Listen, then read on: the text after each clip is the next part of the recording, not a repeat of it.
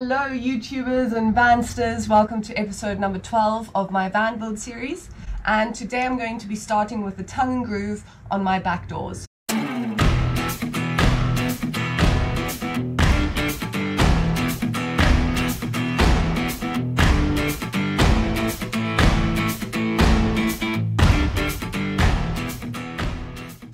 If you haven't yet done so, please subscribe. I need to get 1,000 subs to make this channel a success and be able to sustain itself, so it would be really appreciated. Ring the bell to get notifications when I post again, and check me out on my other social media, Sherma_shoots at Instagram and at Facebook. Thank you so much, guys. I really appreciate the support. I actually had a few delays because I had a little bit of fraud on my card, and so they blocked the card. I was waiting for a new debit card to arrive so I could go shopping again, and now I've got supplies. So I'll show you what I got, and I've got a few open jobs at the moment. Today I'll probably start with the back doors. They're all insulated.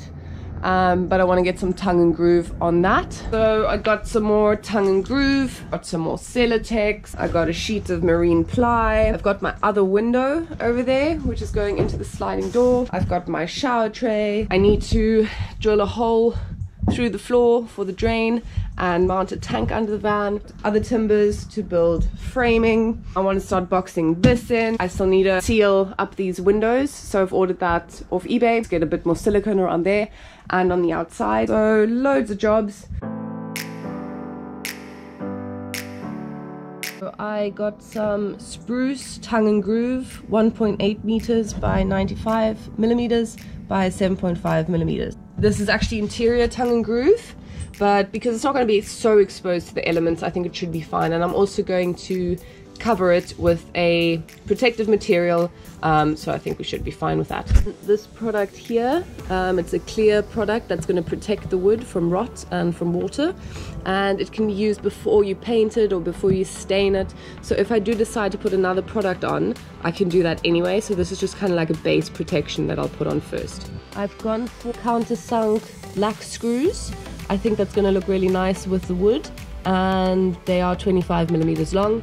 And then another thing I purchased, I've just been countersinking all my screws with a big drill bit, but I've just invested in a nice tool that's actually going to give me a much better finish to countersink all my screws so that we've got a nice flush professional looking finish. So what I've done with these back doors is I have Celotex, so this kind of board where I can.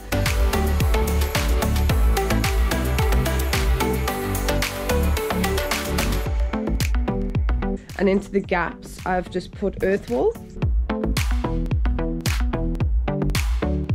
And I've sealed it all up nicely with a moisture barrier and made sure that all the edges are covered with aluminium foil.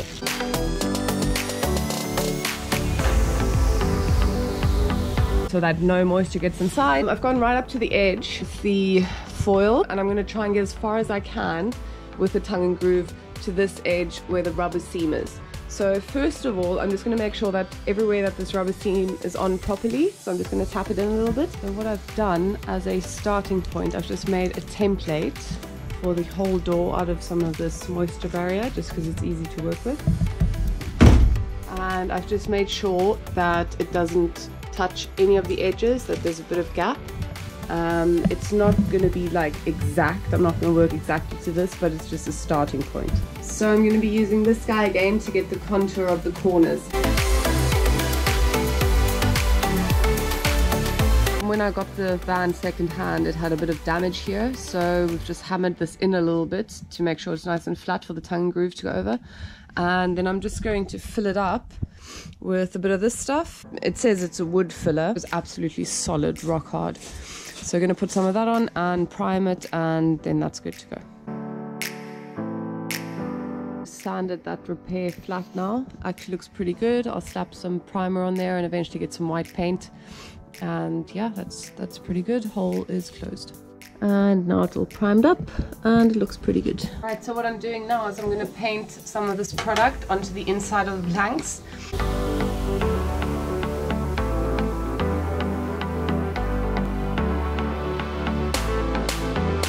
Okay, so I've applied 3 coats of the protection product to my tongue and groove, front and back, and I really like it because it's really brought out the grain. It looks super nice.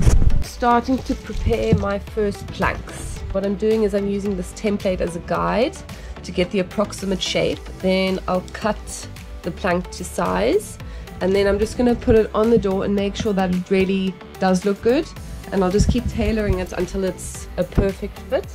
But the template really is useful as an initial guide, and yeah, I'll just take it plank by plank. Before I put it on, I'll put another coat of the oil on.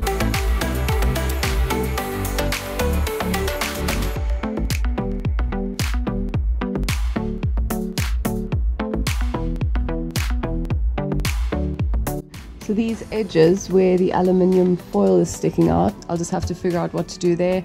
I might just trim it off, but I might also just paint this whole inside door black or grey. So maybe if I just sand it down, I can paint straight over that.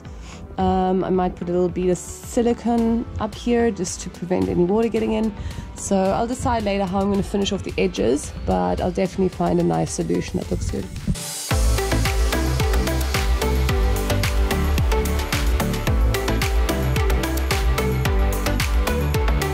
Sand the edges down.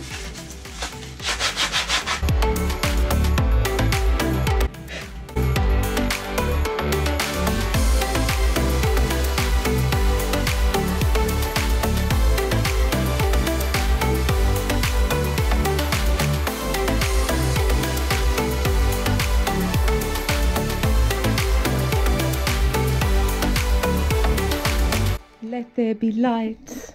Ta-da! It's starting to take shape.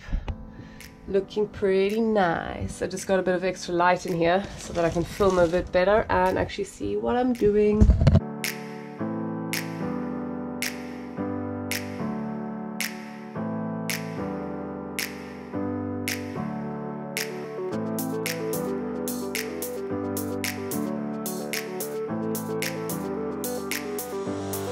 Decided to take the first plank off again, though I had that before, and now I've just done one with kind of 2 extra cuts here so that it fits a bit nicer around there. I think it looks a bit more finished and complete, and I just got that corner a little bit nicer.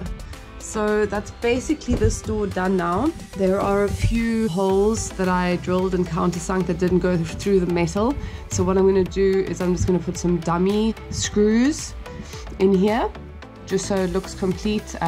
It's solid enough anyway. These guys are holding it down and together, so it's not really a problem, just so it looks complete. And then yeah, I just need to decide how to finish off the edges, but I think that looks pretty awesome. So I've cleaned and sanded all the edges, and now I want to get a bead of SIKA Flex on the edge. Normally I would be taping up, but because there's some oil in this wood already, the tape is just not sticking to it. So what I'm going to do is just really carefully go along and do a tiny thin little bead of SIKA all along the edge, and hopefully that won't make a massive mess. I'm using 291 SIKA marine adhesive, and it's just so cold, so I've just put in a bit of hot water to get it a bit more malleable.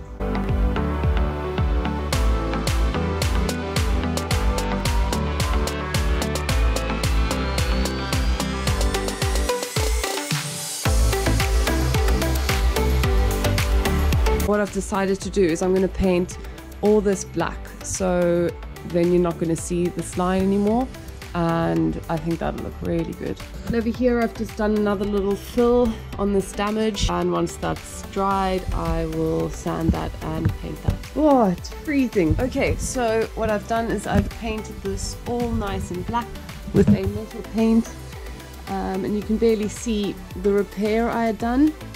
Looks really good. So what I'm going to do when this is dry, I'm going to do one nice final bead of SIKA all around the edge of the wood, and then I'm going to sand these little bits here just to make sure that any paint that's gone over is gone. Just need to clean this up.